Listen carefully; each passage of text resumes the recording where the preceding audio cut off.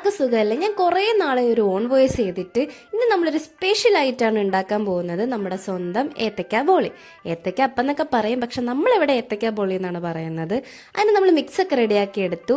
പിന്നെ തിളച്ച എണ്ണയിലേക്ക് നമ്മൾ ആ മിക്സിൽ മുക്കിയ നമ്മുടെ ഏത്തക്ക ഇങ്ങനെ ഇട്ട് കൊടുക്കുന്നുണ്ട്.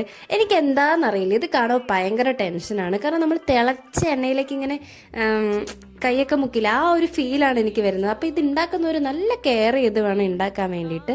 അങ്ങനെ നമ്മുടെ ഏത്തയ്ക്ക നല്ല മുരിഞ്ഞ് വെന്ത് കിട്ടിയിട്ടുണ്ട്. അത് നമ്മളൊരു പാത്രത്തിലേക്ക് എടുത്ത് മാറ്റി.